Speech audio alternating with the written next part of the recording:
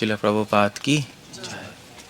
हम कर रहे हैं 555 555 टिकिया होती है ना, वही है।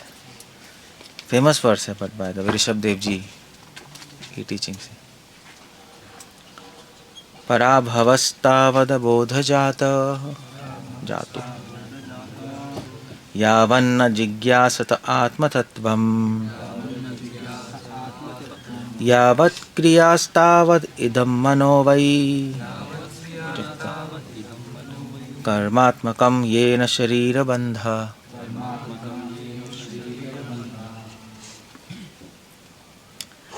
ऋषभ देव जी कह रहे हैं पराभवस तावद अबोध जाता, ये पहली लाइन है। पराभवस होता है मतलब डिफीट। पराभवस के कई मतलब है डिक्शनरी में। एक तो है डिफीट, हारना, हराना, हार गया। दूसरा है फेलियर, पराभवस, फेल हो जाना। और तीसरा है ह्यूमिलेशन। ह्यूमिलेशन मतलब जैसे कैसे किसी को नीचे दिखाने, ह्यूमिलेशन होता है मतलब ऐसे उपहास टाइप से ही हो गया। उपहास मतलब ह्यूमिलेट हो गया, मतलब नीचे दिखाना। पराभवस का मतलब ये है फेल हो जाना, डिफीट हो जाना, मतलब कुछ नहीं कर पा रहे, नहीं, पराभवस। सो पराभवस तो ऋषभ देव जी कह रहे हैं उसकी लाइफ फेलियर है, उस व्यक्ति की लाइफ फेलियर है। डिफीट है, चाहे वो व्यक्ति कितना ही अमीर हो जाए, चाहे कितने अच्छा आदमी बन जाए, संसार में कुछ भी कर ले, ऋषभ देव जी कह रहे मेरे अकॉर्डिंग वो फेलियर है। अब ऋषभ देव जी का अकाउंट इंपॉर्टेंट है क्योंकि ऋषभ देव जी खुद किंग थे, पूरे संसार के राजा हैं, और फिर बाद में उन्होंने छोड़ दिया, भरत महाराज को राज्य छोड़ के निकल गए। उनकी एनालिसिस है। अभी अगर मान लीजिए कोई ऐसे शौनक गए कि भाई लोगों की लाइफ फेलियर है, देखो बेकार में, चाहे कितने पैसे वाला हो, चाहे कितने अच्छा हो, वो उसकी लाइफ फेल है, तो इसकी बात क्यों माने? तूने तो पैसे कमाए नहीं। बैठे बैठे तो कुछ भी बोल सकते हैं, नहीं? ऐसे ही है ना। ऋषभ देव जी की बात मानेंगे।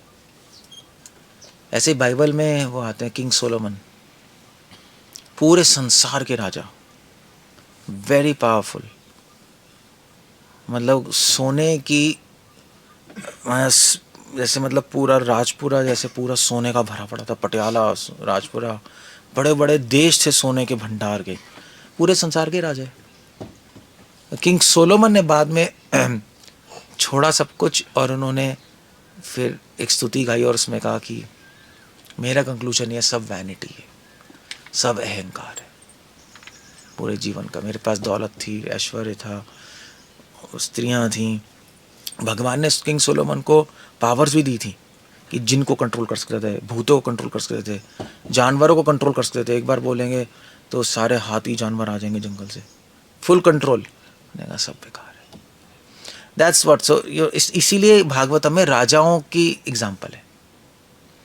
नहीं, आप कहोगे भी राजाओं का एग्जाम्पल ज़्यादा क्यों है, साधुओं क्यों नहीं है? ऐसे अम्बरीश महाराज, भीष्मा, उसके बाद ऋषभदेव, पृथु महाराज, नहीं, किंग्स क्यों चल रहे हैं? सेंट्स का होना चाहिए ना, वे वैरागी संतों का, मगर है ज़्यादा राजाओं, क्योंकि किंग जो राजा हैं सब जितने भी हैं वो सब कुछ कर के फिर कंक्लूजन पे आए हैं, तो उनकी बात की ज़्यादा वैल्यू है ना। सो पराभवस तावद अबोध जाता। शब्द जी कह रहे फेलियर है उसकी लाइफ। तावद, किसकी लाइफ फेलियर है? अबोध जाता, ये वर्ड है, अबोध जाता। अबोध जाता क्या होता है? जाता मतलब होता है, जाता मतलब पैदा होना। अबोध, बोध मतलब क्या है संस्कृत में? अनुभव। बोध्यंता परस्परम, सुना है ना? अनुभव होना, बोध होना। एक होता है ज्ञान, एक होता है विज्ञान, और एक होता है बोध। ज्ञान है नॉलेज, अज्ञान है, सॉरी, ज्ञान है नॉलेज, अज्ञान है इग्नोरेंस। विज्ञान, विज्ञान है उस ज्ञान का एप्लीकेशन, प्रैक्टिकल। और जब आप उस ज्ञान को अप्लाई करते हो तो उससे जब जीवन में लगाते हो ज्ञान को, वो विज्ञान है। और जब विज्ञान को आप करते रहते हो, लगाते रहते हो ज्ञान को, विज्ञान में आ जाते हो, तो उसके बाद एक अनुभव आता है, उसको बोलते हैं बोध। समझ गए? और जब अनुभव आता है किसी चीज़ का, धीरे धीरे जब अनुभव आता रहता है, तो माइंड में एक विजडम आती है, तो मन में एक क्या कहते हैं, विजडम कैसे कहेंगे, हाँ हाँ, तो मन में एक विवेक उत्पन्न होता है जिसको बोलते हैं प्राज्ञा। तो अलग अलग शब्द हैं। अज्ञान, पहले अज्ञान ज़ीरो, फिर ज्ञान नॉलेज, फिर विज्ञान, उस नॉलेज को अप्लाई कर रहे हो, है ना, जीवन में। फिर जब अप्लाई करते रहते हो तो उसके बाद बोध, अनुभव, फिर बोध के बाद प्राज्ञा। यहाँ पे लिख रहे हैं अबोध जाता। अबोध मतलब होता है कोई अनुभव नहीं, अज्ञान, अज्ञानी हो गया, अंडा अनुभव। या यूँ समझ लो कि अगर ज्ञान भी है तो थ्योरी में है, सिर्फ शास्त्रों का ज्ञान गधों की तरह नहीं, बोध नहीं, अनुभव नहीं है। अबोध जाता, अबोध जाता होता है कि जाता मतलब पैदा होना, जिस व्यक्ति के विचार अज्ञान से पैदा हो रहे हैं वो लाइफ में डिफीट होगा। ये पहला स्टेटमेंट है। जिसको कुछ भी नहीं पता, ना भगवान, ना शास्त्र, ना कुछ, ऐसे ही सोचता जा रहा है, तो उसके विचार कहाँ से आ रहे हैं? अज्ञान से तो आ रहे हैं। तो ऋषभदेव जी कह रहे हैं बेकार लाइफ है उसकी, फेलियर है, ह्यूमिलेशन, बेकार लाइफ है, कोई फायदा नहीं है उसका, कुछ पता नहीं और सोचते जा रहे हैं, करते जा रहे हैं, अच्छा बुरा। ये ऐसे तो लोग हैं, मेरे हिसाब से अच्छा है, मेरे हिसाब से बुरा है। आपको कोई बेस ही नहीं है, ना कोई नॉलेज है मेरे कि क्या चल रहा है। That's a point. पराभवस तावद अबोजात। तो जब तक यावत न जिज्ञासा आत्मतत्वम, दूसरा लाइन, जब तक, यावत मतलब जब तक, न जिज्ञासा आत्मतत्वम, जब तक वो जिज्ञासा नहीं करेगा आत्म तत्व के बारे में। आत्म तत्व मतलब आत्मा और परमात्मा दोनों। जब तक जिज्ञासा नहीं करेगा, पराभवस तावद अबोध जाता, तावद मतलब तब तक वो जो व्यक्ति है वो अज्ञान में रहेगा। अबोध जाता, उसका जन्म, जाता मतलब जन्म, हर व्यक्ति का जन्म अज्ञान में हुआ है, तभी शूद्र संभव, और अज्ञान में जिएगा, अज्ञान में मरेगा, उसकी लाइफ फेलियर हो गई। क्या किया उसने लाइफ में? ना उसको अनुभव आया, ना प्राज्ञा आई, ना विवेक आया, कुछ भी नहीं आया, सेम रह गया, है नहीं? डिफीट है, फेलियर है। फेलियर क्यों हो गई? क्योंकि कुछ जान ही नहीं पाया लाइफ में, ना अपने आप को, ना भगवान को। फेलियर मतलब जन्म मृत्यु में फंसा रहेगा वो, दैट्स द आइडिया। स्क्रिप्चर्स के अकॉर्डिंग फेलियर मतलब कि वो जन्म मृत्यु से नहीं निकल पाया, फेल हो गया प्रोजेक्ट। क्योंकि अल्टीमेटली मनुष्य शरीर इसलिए मिले ना कि हम जन्म मृत्यु से बाहर निकलें। अब वो बात अलग है कि अगर आपको लग रहा है क्यों निकलना है यार, सब सही तो है, वो बात अलग है। हम सब यही सोचते हैं नहीं, क्यों निकलना है, क्यों निकलना चाहते हो, हाँ निकलना चाहते हो असली में। तो हम सोचते हैं क्यों निकलना है, जन्म मृत्यु, क्या है जन्म मृत्यु, जन्म मृत्यु। बट एक्चुअली वो क्या कहते हैं, वो जो इच्छा है निकलने की जन्म मृत्यु से, वो फिर वो कैसे आएगी? आप जिज्ञासा आत्म तत्वम, जिज्ञासा से। ओके, क्या है संसार, मैं कौन हूँ, भगवान कौन है, हम क्या कर रहे हैं यहाँ पर, क्यों है, कैसे दुख मिल रहे हैं हमें, ये सारे एनालिसिस करेंगे ना जब सुनेंगे बार बार, तो नहीं यार, नहीं यार ठीक नहीं है। और फिर हमारी लाइफ में अलग अलग प्रॉब्लम्स भी आएंगी, उससे भी हमें प्रॉब्लम्स आएंगी, तो हम देख पाएंगे शास्त्रों के चक्षु से कि यार ये तो सही सही कह रहे हैं शास्त्र, ठीक है। जैसे भी मान लीजिए समुद्र है, आपको पता लगाना है समुद्र का पानी कैसा है, खारा है, मीठा है, क्या है, तो क्या करोगे? तो एक बूंद लेके टेस्ट करोगे ना, पूरा समुद्र थोड़ा ना पी जाओगे, एक बूंद ही तो लोगे, एक डालोगे समुद्र में, पूरा ही खारा है ना, ऐसे ही बोलोगे ना। मगर आपको क्या पता, आप तो बीच में जाके आपने देखा नहीं समुद्र के, वो इतना बड़ा है, हो सकता है कि तट पे खारा हो, बीच में मीठा हो, ऐसा हो सकता है? नहीं हो सकता है, हाँ या ना? क्यों? इतना बड़ा समुद्र है। बताना, मान लीजिए आपने अमेरिका के वहाँ पे, अमेरिका के और यूरोप के बीच में कौन सा है, अटलांटिक या पैसिफिक? Pacific ocean. मतलब अमेरिका के बीच पे बैठ के आपने एक बूंद ली, खा रहा है, और वहाँ यूरोप के बीच में लंदन के वहाँ बैठ के ली, खा रहा है। तो क्या पूरा समुद्र खा रहा है? ऐसे कैसे हो जाएगा? हो सकता है बीच में मीठा हो, नहीं होगा कभी, है ना, क्योंकि पूरा पानी है ना, पानी एक दूसरे से मिल रहा है और अलग अलग सेक्शन नहीं बने हुए।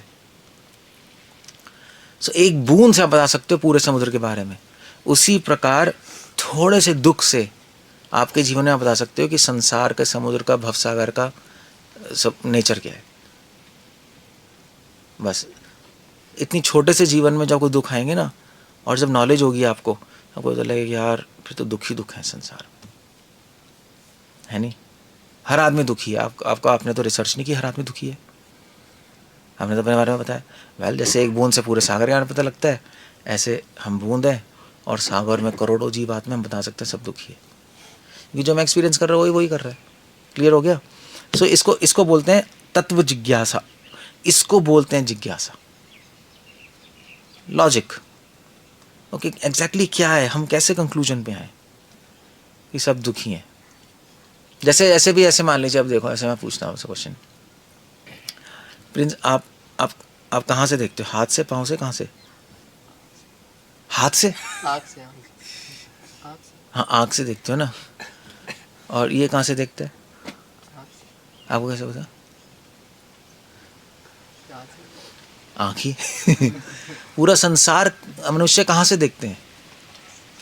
आपने तो सबको चेक नहीं किया, तो कैसे बता सकते हो? बताओ मुझे, है? मैं देखता हूँ आँख से, कॉमन है। कॉमन है। अब ये है, आप कॉमन सेंस लगा रहे हो, ये जिज्ञासा नहीं है। यही बात है। इसलिए हमारे जो शास्त्रकार हैं, उन्होंने जो शास्त्र पढ़ते थे पहले, वो तर्क पढ़ते थे पहले, लॉजिक। लॉजिक चाहिए, अनुमान प्रमाण, प्रत्यक्ष अनुमान शब्द। अब प्रत्यक्ष से तो सॉल्व होगा नहीं, सब आंख से देखते हैं, हर एक का थोड़ा ना पूछते रहोगे, ये अनुमान से सॉल्व होगा, है ना। और शब्द, अथॉरिटी, तो शास्त्र तो कह ही रहे हैं कि सब आंख से देखते हैं, ये तो क्लियर है। ये इंद्रियां जो है ये देखने के लिए है ना, जो इक्ष आँख, ठीक है। अपने कॉमन सेंस से भी पता लगा लिया, अभी मैं देखता हूँ, ये देखता है, ये देखता है, ये देखता है, सभी आँख से ही देख रहे हैं, तो फिर सभी देखते होंगे आँख से, ऐसे ही है। सो इसको कहते हैं जिज्ञासा। जिज्ञासा एक प्रॉपर लॉजिक पे बेस्ड होती है, ये बहुत इंपॉर्टेंट है। इसलिए जितने भी व्यासदेव वेदांत सूत्र में तर्क से ही बात कर रहे हैं, नहीं लॉजिक।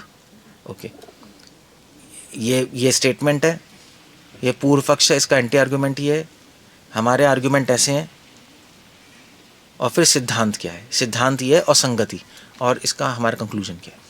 ऐसे ही चल रही है वेदांत सूत्र, नहीं? तो इसको बोलते हैं तर्क, लॉजिक, अनुमान प्लस शास्त्रीय कह रहे हैं, तो मैच हो जाएगा। हाँ भी ठीक है।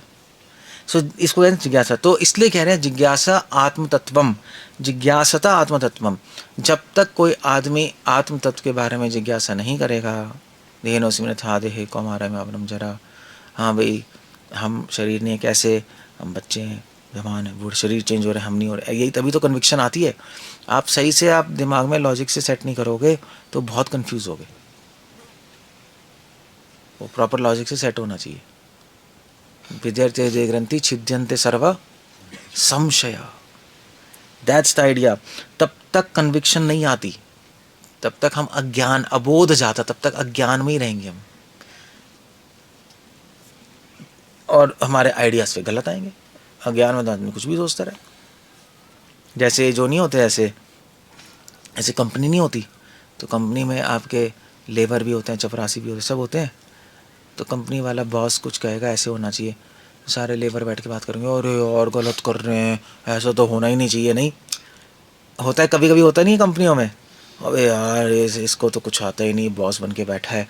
अबे तो जो उसको बॉस इसलिए रखा है कि तेरे में दिमाग नहीं है, तुझे नहीं रख लेते बॉस। तो नीचे वालों को नॉलेज है नहीं, अपने बिना नॉलेज के सोचते रहेंगे सोचते रहेंगे सोचते रहेंगे सोचते रहेंगे, और अल्टीमेटली अगर उनकी बात मान ली तो कंपनी का लॉस। बस यहाँ पे सेम है यहाँ। बिना नॉलेज के सोचते रहोगे सोचते रहोगे सोचते रहोगे, कबाड़ा होगा। इसलिए सीनियर्स की ज़रूरत होती है। सीनियर्स कौन है? बोध जाते हैं। अब हम हैं अबोध जाता, कॉमन आदमी जैसे है। तो ये कह रहे हैं न्यायबद्ध न जिज्ञासा आत्मतत्वम, दैट्स द होल आइडिया। इसलिए भक्तिवेदांत ठाकुर कह रहे हैं कि जब तक आपको नॉलेज नहीं आएगी, समझ नहीं आएगी, तब तक बहुत बड़ी रिस्क में हम। या तो सुनो या पढ़ो, जो भी करो, मगर आपको उसको अपने माइंड में डालनी पड़ेगी। सिर्फ पढ़ना नहीं, उसको अंदर डालना पड़ेगा, सब सेट करनी पड़ेगी चीज़ें कि आप कंफ्यूज ना हो। क्लियर हो गया? तो दैट्स फर्स्ट 2 लाइन्स, जिज्ञासा आत्मतत्वम। इसीलिए अगर अज्ञान से निकलना है तो उसका सॉल्यूशन क्या है? जिज्ञासा। जिज्ञासा सॉल्यूशन है। अज्ञान को हटाना है ज्ञान से। एक अज्ञान होता है, एक विपरीत ज्ञान होता है। मैंने बताया ना, पहले अज्ञान, फिर उसके ऊपर क्या है? ज्ञान, उसके ऊपर विज्ञान, उसके ऊपर बोध अनुभव, और उसके ऊपर प्राज्ञा। मगर अज्ञान के नीचे भी एक चीज़ होती है, विपरीत ज्ञान। अज्ञान है, आपको पता नहीं। विपरीत ज्ञान है, आपको उल्टा ही नॉलेज है, भी पता नहीं क्या करना है, मारना है नहीं मारना, पता नहीं यार। विपरीत ज्ञान है, साले मारेंगे हम। ज्ञान है नहीं मारना, नहीं, तो वो उल्टा भी है। तो विपरीत ज्ञान और अज्ञान तत्व जिज्ञासा से हटती है, ज्ञान लेने से हट जाएगा। तो इसलिए हम लोग आश्रम में रहते हैं, इसलिए डिवोटी कह रहते हैं नॉलेज के लिए तो रह रहे हैं, वरना कैसे करोगे बताओ। आपको प्रभुपाद बुक्स पढ़ लो, बट प्रभुपाद बुक्स पढ़ने से खुद अगर समय आ जाता तो फिर बहुत तो हो ही जाता। प्रभुपाद बुक्स के साथ साधु भी चाहिए जो पढ़ के समझ चुके हैं, क्योंकि बहुत सारे कन्फ्यूजन हैं उसमें। आपको कन्फ्यूजन उसमें नहीं है, आपको आएंगी। एक तो पूरा भी नहीं पढ़ा और कन्फ्यूजन भी है, इसलिए सुनते हैं हम डिवोटी से। काम ही है साधु संघ का, और क्या है कि हमें उसका अनुभव साधु का मिले, नॉलेज मिले। So that's idea. पराभवस्थावद जावद न जिज्ञासा आत्मतत्वम। उसके बाद यावत क्रियास तावद इदम मनोवई। अब पॉइंट एक आ रहा है, यावत क्रियास, जब तक आप जिज्ञासा नहीं करोगे आपका मन अज्ञान में रहेगा। जब तक अज्ञान में रहेगा तब तक आप क्रिया करते रहोगे। यहाँ पे क्रिया का मतलब है तब तक, क्रिया का यहाँ पे मतलब लिख रहे हैं आचार्य, प्रभुपाद भी लिख रहे हैं कि तब तक आप काम करते रहोगे फल के लिए। क्रिया होती रहेगी, कर्म कर्म कर्म मतलब कुछ काम करना फल के लिए, कुछ पाने के लिए काम करते हो। तब तक आप ये करते रहोगे, मुझे ठीक है, मैं आप ये क्यों कर रहे हो? पैसे कमाने के लिए। ये क्यों कर रहे हो? उसको मारने के लिए, व्हाट एवर एग्जाम्पल। ये क्यों कर रहे हो? दान, लोगों का अच्छा हो, है ना। तब तक आप ये चीज़ें करते रहोगे, तब तक आप कहोगे हाँ तब तक आप कहोगे मैं अच्छे काम करूँगा। यही है ना। देखो अच्छा करना चाहिए, सबको हेल्प करनी चाहिए, सबको अच्छा, माता पिता की सेवा करनी देखो होनी चाहिए। तब तक आप ये करते रहोगे, या तो बुरा या अच्छा काम। आइडिया ही है, बुरे अच्छे काम में फंसे रहोगे। ऋषभ देव जी क्लियरली अच्छे काम को भी साइड में रख रहे हैं। पुण्य करना भी आपको संसार में फंसाएगा। पुण्य करने वालों को भी अज्ञानी बोला जाता है, वो भी अज्ञानी है। कोई वैल्यू नहीं है शास्त्रों में उस अच्छे आदमी बुरे आदमी की, सब एक ही ब्रैकेट में बोध जाता। उसने अपने मन से तो बना रखा है अच्छा बुरा, अपने मन से तो बना रखा है उसने। अब ये ठीक है, हम तो अब तो अब से हम अंधों के वहां जाकर दान देंगे, अपने मन से तो बना रखा है उसने कुछ। तो यावत क्रिया तावत इदम मनोभई। जब तक अपने मन से काम करते रहोगे कुछ पाने के लिए, तब तक इदम मनोभई कर्मात्मकम। आप धीरे धीरे क्या होगा, प्रभुपाद लिख रहे हैं कि उस काम के छाप पड़ते रहेंगे। कर्मात्मकम, कर्मात्मकम मतलब होता है कर्मों के छाप पड़ते रहेंगे आपके मन में। आप कर रहे हो, अरे हाँ मुझे अंधों को दान देना चाहिए क्योंकि अच्छा काम है, तो ये इस काम के जो है ना इम्प्रेशन आपके माइंड में पड़ जाएंगे, उसको बोलते हैं संस्कार। तो आपके माइंड में घुस जाएगा आइडिया, नहीं यार ये अच्छा है इस अंधों का करना, और ये करने से मुझे शांति मिल रही है, नहीं, ये आइडिया माइंड में चला जाएगा, ये आपको स्टोर हो गया।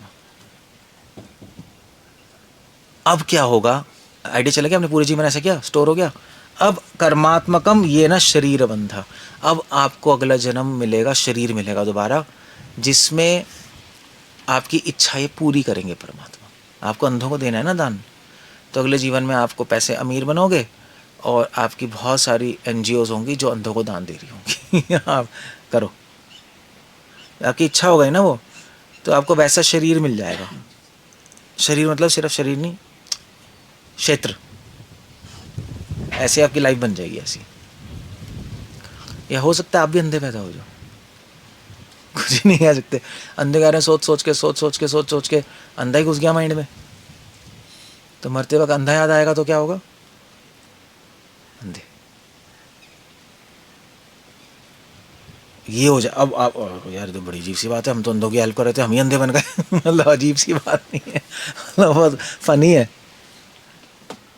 ये क्या, ये कहाँ का न्याय है बताना। यही कर्मात्मकम, यही कर्मों का चक्कर है, यही कर्मों का खेल है। तो इसलिए अच्छा काम करना भी बड़ा रिस्की हो गया, नहीं।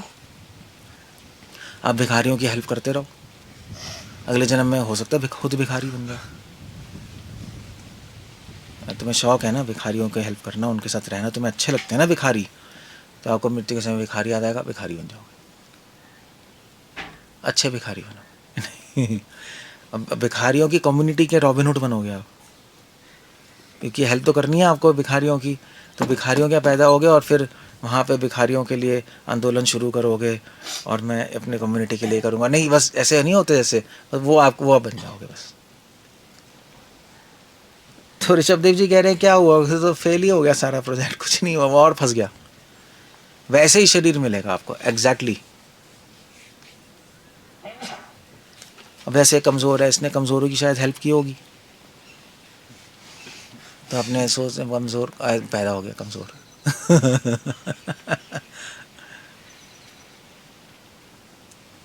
तो हो सकता है। तो इसको कहते हैं कर्मात्मकम। कर्मात्मक का मतलब जो आप कर रहे हो उसी का रंग आप पे चढ़ जाएगा। प्रॉब्लम है बहुत तगड़ी, इसीलिए शास्त्र में लिखा ना अच्छा काम करो ना बुरा करो, दोनों मत करो। तो क्वेश्चन करें क्या फिर, तब यहाँ पे कह रहे हैं जिज्ञासता आत्मतत्वम, जिज्ञासा, भगवान की जिज्ञासा करो और भगवान के लिए करो, क्योंकि भगवान के लिए करते रहोगे तो भगवान मन में घुस जाएंगे, नहीं बस भगवान के पास चले जाओगे आप, भगवान जैसे बन जाओगे। अगला जन्म आपको शरीर मिलेगा, मगर कौन सा, भगवान का स्मरण कर रहे हो तो भगवान का शरीर क्या है, आध्यात्मिक, आपको भी आध्यात्मिक शरीर मिल जाएगा, क्योंकि आपको चिंतन वही होगा ना, और उन्हीं के पास चले जाओगे। बस सिंपल है, और कोई तरीका नहीं है। ऐसा नहीं आप सारा काम रोक दोगे, ये भी बकवास है, गुफा में भाग जाओ, वो भी नहीं हो सकता, क्योंकि आप गुफा में तो भाग जाओगे मगर मन का खेल है। गुफा में बैठ के भी मन तो भागता ही रहेगा ना। गुफा में बैठे हो आप, ठीक है, फिर आपके मन में आएगा यार कितना अच्छा है, मैं अकेला हूँ, गुफा में हूँ, बड़ी शांति है, नहीं, उससे भी आपको अगला शरीर मिल जाएगा, ये मैं शांति में अकेले रहना ना, ठीक है, ओके गुड, बड़ा अच्छा लगता है, लो ठीक है, फिर तुम हिमालय में कि पहाड़ की चोटी पे एक पेड़ बनोगे, अकेले आराम से रहो वहाँ, अकेले बैठे रहो, कुछ भी हो सकता है। ये प्रभुपाद नहीं लिख रहे कि जो मॉडल्स नहीं होती, जो फैशन मॉडल्स दिखाती नहीं रहती अपने आप को, वो पेड़ बनते हैं अगले जन्म में। ऐसे नहीं, ऐसे वो नहीं होते जैसे तो बॉडी बिल्डर्स नहीं होते, ऐसे नहीं करते, तो वो ऐसे ही पेड़ बन जाए वो ऐसे ही तो पेड़ होते हैं, अजीब से शाखाएं होती हैं, ऐसे ही खड़े रहो, दिखाते रहो ऐसे ही है, so it's like that only, कर्मों का खेल है। सो ये नॉलेज है, नॉलेज, अगर आपको नॉलेज है तो आपको पता है, इसलिए संसार में कुछ भी करना बहुत डेंजरस है। भगवान के लिए छोड़ के आप कुछ भी करोगे बहुत डेंजरस है, चाहे दूसरों के लिए चाहे अपने लिए। वो आइडिया आपके माइंड में जा रहे हैं, धड़ धड़ धड़ धड़ धड़ धड़ आइडिया जा ही रहे हैं आपके माइंड में, स्टोर होते जा रहे हैं, होते जा रहे हैं, होते जा रहे हैं। मृत्यु के समय वो सब याद आएंगे और आप फंस जाओगे कहीं ना कहीं।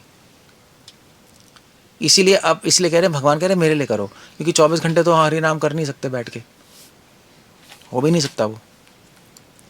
हम कह रहे हैं ठीक है मेरा हरि नाम कर लो, सुन लो मेरे बारे में, और मेरी सेवा करते रहो, क्योंकि बाद में प्रैक्टिस हो जाएगी। 24 घंटे हरि नाम कर लेना कोई प्रॉब्लम नहीं है, मगर वो आर्टिफिशियली तो हो नहीं सकता ना। तभी तो गौर से बाबा जी ये लोग क्या कर रहे थे, कुछ भी नहीं कर रहे थे, बैठ के हरे कृष्ण कुछ नहीं कर रहे। अब क्वेश्चन ये है कि आप कहोगे यार ये तो बड़ी चीज़ सी बात है, लोग तो फिर सोसाइटी के लिए बेकार हो गए, नहीं ना अच्छा काम ना बुरा काम, तभी तो कहते हैं यार समाज के लिए क्या करो, तभी कहते हैं ना। बट आप बताओ कि ऋषभ देव जी कह रहे हैं जो किंग रह चुके हैं, किंग मतलब एज अ किंग समाज के लिए तो बहुत कुछ किया होगा इन्होंने, प्रजा के लिए, बट अब कह रहे हैं यार ठीक नहीं है, फेल हो गया। मगर अगर आपको कुछ जैसे मतलब मान लीजिए अगर आपको राजा बना दे तो करोगे ही ना कुछ प्रजा के लिए। जैसे कृष्णदेव राय थे, he was a devotee. Pratap Rudra king है, पृथु महाराज, ऋषभ देव किंग से ये भी प्रजा के लिए कर रहे थे, बट वो प्रजा के लिए कर रहे थे, क्यों कर रहे थे कि प्रजा के लिए, प्रजा विष्णु की भक्ति कर पाए सही से, आइडिया ये था, इसलिए फंस नहीं रहे थे, अदरवाइज फंस जाते। सो कहते कर्मात्मकम, जब आप भी कोई काम किसी इच्छा की वजह से करो, जब कोई काम होता है उसके पीछे इच्छा होती है करने की, तो उसका छाप हमारे मन पे पड़ती है। राग द्वेष विमुक्त, तो कोई भी काम राग या द्वेष से करो, आपको अच्छा लग रहा है या मुझे अच्छा नहीं लग रहा, अच्छा नहीं लग रहा तो मैं छोड़ूंगा, अच्छा लग रहा है तो मैं लूँगा। जब राग द्वेष की प्रेरणा से कोई काम होता है तो आदमी कर्मों में फंसता है।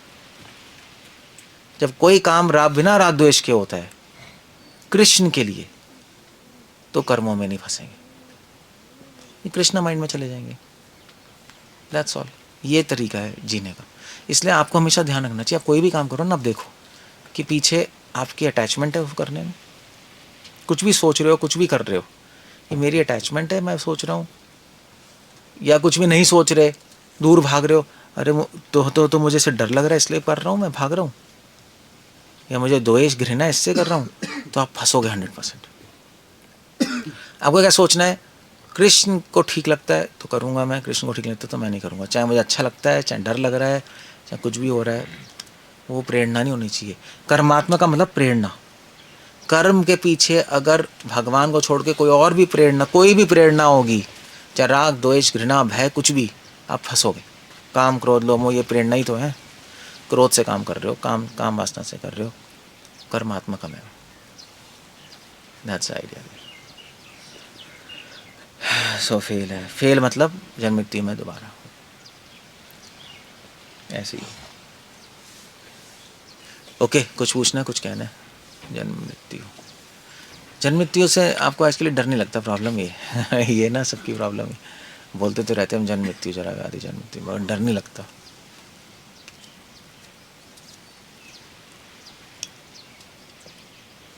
anyway, कुछ कहना है, कुछ पूछना है? डर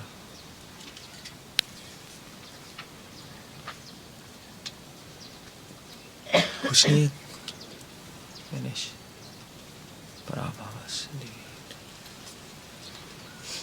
वैसे ऋषभ देव जी यहाँ पे कर्मकांड भी काट रहे हैं। ऋषभ देव जी के आई थिंक 90 पुत्र कर्मकांडी बन गए थे ना, 90 तो कर्मकांडी बन गए थे, बाकी 9 आपके नविगेंद्र बन गए, भरत महाराज एक बचे जो राजा बन गए थे। तो ऋषभ देव जी कर्मकांड भी काट रहे हैं अपने इंस्ट्रक्शन से, उनको पता है इनके बच्चे कर्मकांडी बनने वाले हैं, उन्होंने देखा ही होगा कि पंडित बनने वाले हैं। ऋषभ जी काट रहे हैं कि कर्म से मुक्ति कभी नहीं होगी, नहीं। कर्मकांड कहता है ना अच्छे काम करो तो आप स्वर्ग जाओगे, को मुक्ति होगी। गलत फिलॉसफी कह रहे हैं, नहीं। आत्म जिज्ञासा से मुक्ति होती है, कर्म से तो और फंसते हैं, चाहे अच्छा है चाहे बुरा है। तो वो फिलॉसफी काट रहे हैं, उनके बच्चे भी तो सुन रहे होंगे। वो अभी राज्य छोड़ के जा रहे हैं, लास्ट लेक्चर था उनका, मैं जा रहा हूँ लास्ट सरमन, अब लास्ट लेक्चर मेरा ये है, वो रिकॉर्ड किया है, सारे बच्चे सुनेंगे, उनको पता होगा यार ये तो कर्मकांड ही बनने वाले, ने कर्मकांड उड़ा दिया।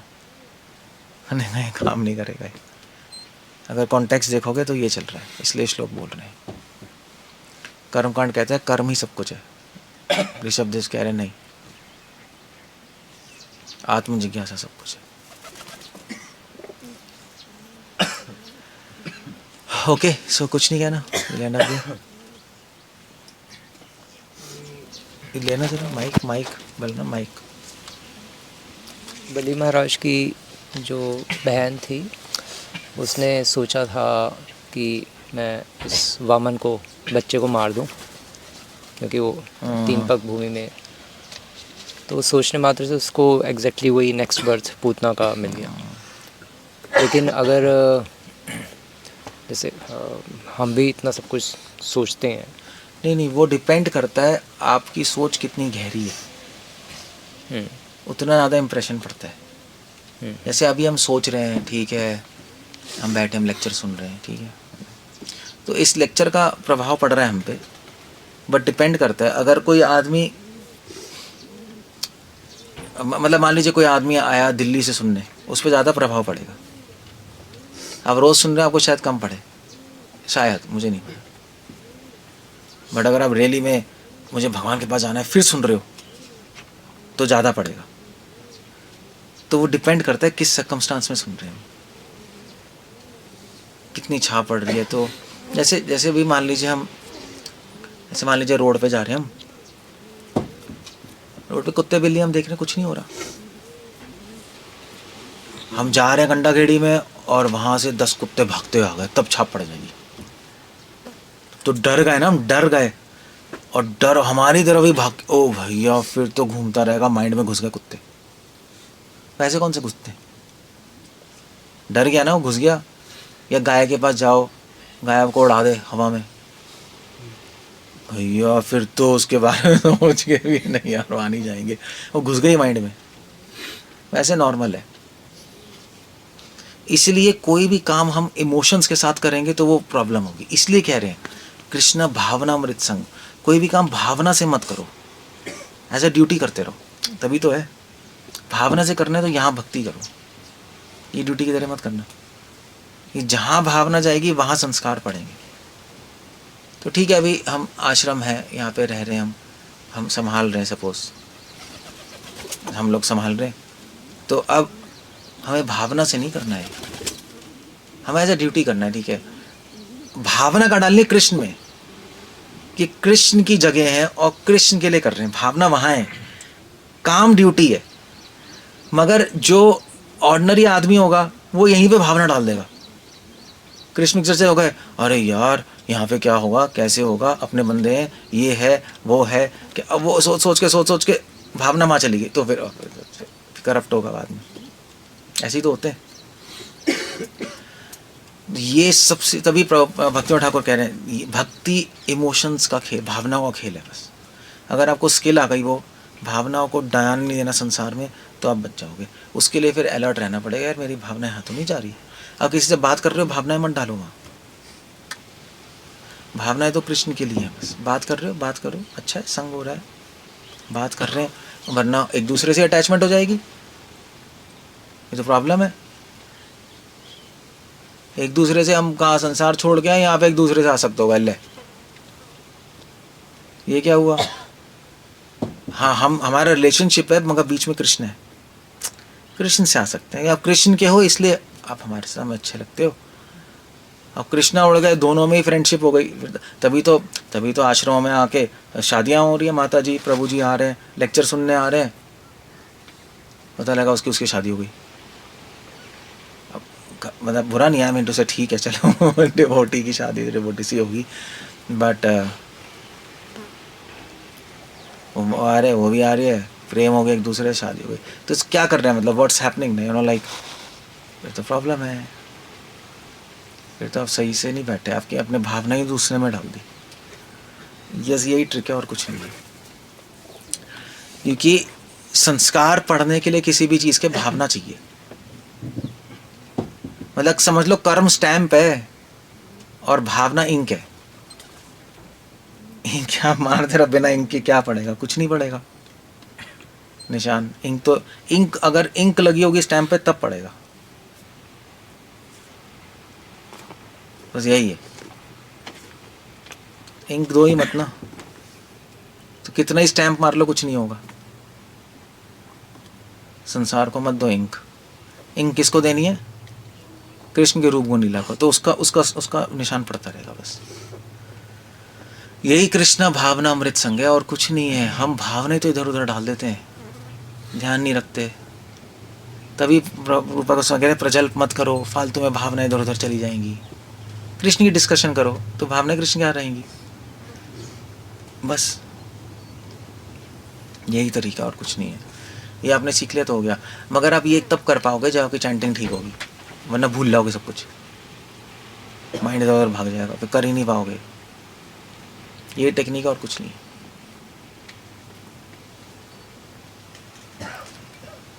समझ गए? ऐसे ही है।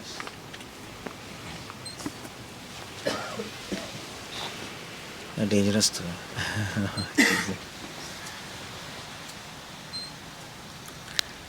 क्या कह रहे थे?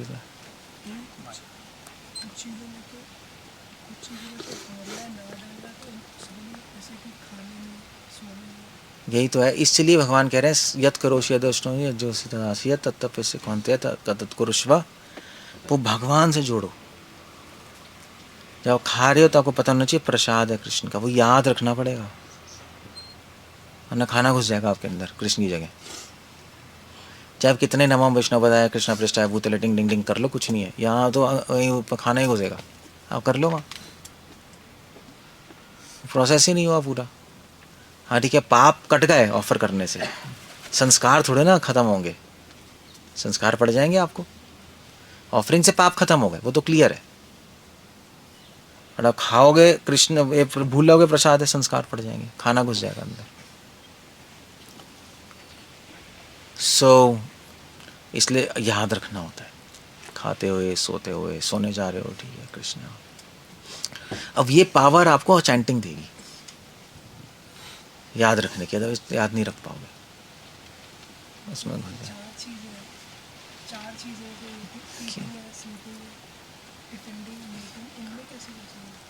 क्यों? भक्ति ठाकुर आचार्य क्या कर रहे हैं? भूल जाते हैं कृष्ण को? नहीं भूलते। ऋषि मुनि है, इसको कोई नहीं भूलता। एक्चुअली है नहीं प्रभु, क्योंकि हमें लगता है बहुत बड़ी बात है, एक्चुअली कुछ नहीं है, कुछ रखा ही नहीं सेक्स में। हमें लगता है सुन सुन के हम हाइपर हो चुके हैं। हाइपर सेक्सुअलिटी कहते हैं इसको, समाज को, ये प्रॉब्लम है।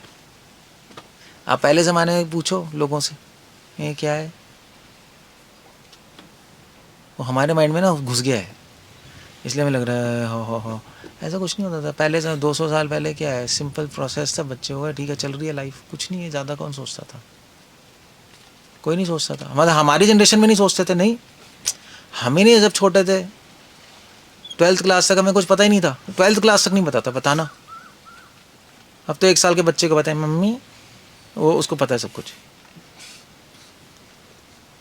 मतलब ये एक सब्जेक्ट मैटर ही नहीं था यार ये। वो तो जब हम बड़े हुए, जब इंटरनेट आया, तब से शुरू हुई हैं चीज़ें। 2010 probably, I don't know, something like that. ने पहले तो कुछ था ही नहीं, कॉलेज में भी नहीं पता था हमें। तो कॉलेज में MBBS में चला गया, पता ही नहीं मुझे ऐसा कुछ होता है, तो फ्रेंड्स ने बताया, बताना ये हालत है। और हमारी पूछने की जनरेशन बताओ क्या है। बहुत अलग लोग थे वो, अब बिल्कुल अलग समाज हो गया है। तो ये हम सॉल्यूशन क्या है? कुछ नहीं है। सॉल्यूशन क्या है? क्यों?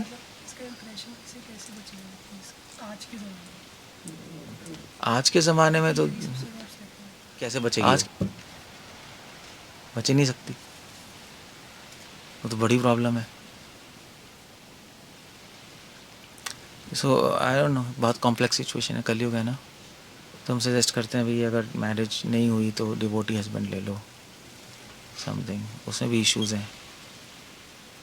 और जिसकी हो चुकी है शादी, जिसके नॉन डिवोटी हस्बैंड्स हैं पहले ही, वो तो भैया I know how it works, complex है चीज़ें। ब्रह्मचारी बन के भी आपको अलर्ट रहना पड़ेगा, वरना आदमी, कितने ब्रह्मचारी भी तो घूम रहे हैं ऐसे ही। तो इसका एक ही सॉल्यूशन है, आप चाहे शादीशुदा हो चाहे नहीं हो, चाहे चलो फीमेल्स भी, जो वॉट एवर इट इज़, अब सिचुएशंस तो है ना, फंसे हुए हैं ना सब, सिचुएशन तो चेंज नहीं कर सकते हम, इसलिए बेस्ट सॉल्यूशन है रस वर्जम रसोपियस से, भगवान के रूप गुण लीला में ध्यान लगाओ, चैंटिंग ठीक करो, रूप गुण लीला का स्मरण करते रहो।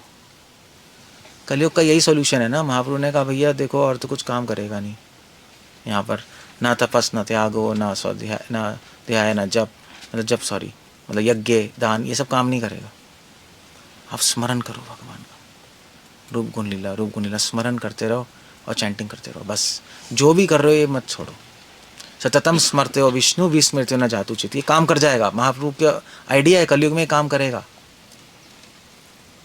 तो चाहे आपकी डिवोटी से शादी हुई है चाहे नॉन डिवोटी से, अब जो हो गई क्या करोगे? या ब्रह्मचारी बन रहे हो, ब्रह्मचारी बन के भी आदमी पागल हो रहा है, कोई जुगाड़ काम नहीं करेगा, यही काम करेगा, करके देख लो। रूप गुण लीला भगवान का कीर्तन करो, श्रवण करो, स्मरण करो। श्रवणम कीर्तनम स्मरण, भागवत विधि तभी तो बनाई है, प्रैक्टिकल है और वर्क करती है अकॉर्डिंग टू महाप्रभु।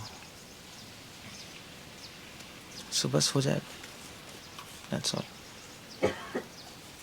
और नहीं हो सकता।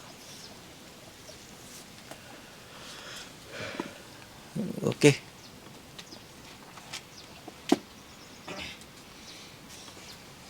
ठीक है।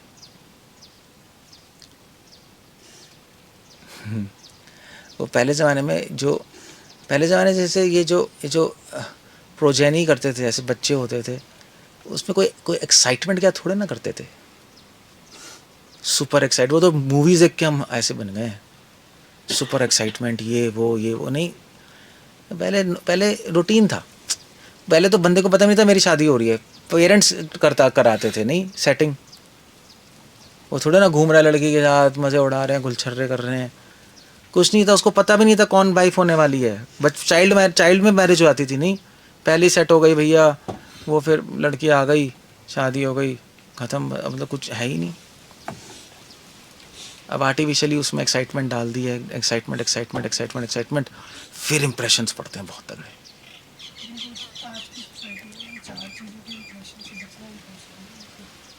अभी तो श्रवण कीर्तन स्मरण से हो सकता है, और थोड़ा सा आप सोसाइटी से अलग रहो तो बेटर है। तभी तो प्रभा कह रहा है वर्णाश्रम कम्युनिटी खोल लो, वहाँ पढ़े रहोगे तो 10 बातें सुनाई देंगी। भाई ऐसे जो कांग्रीगेशन जो काम भी करने जा रहा है, गंदे लोग हैं, यही बातें करते हैं, 24 घंटे ही बातें चलती हैं। अब वो कब तक वो ना करेगा? तभी प्रभात कह रहे हैं भैया वर्णाश्रम बनाओ, बुलाओ लोगों को फार्म्स पे, रहने दो। वो बेस्ट बनना तो बचना बहुत मुश्किल है इससे। 10 चीज़ें सुनेंगे, क्या होगा यार बताना, कैसे होगा? 24 घंटे वही बातें चलती हैं, अजीब सही होता है। ठीक है, मुश्किल है, पॉसिबल है अगर प्रॉपर स्ट्रैटेजी की जाए। ओके, मैं देना। हरे कृष्ण, श्रील प्रभुपाद की।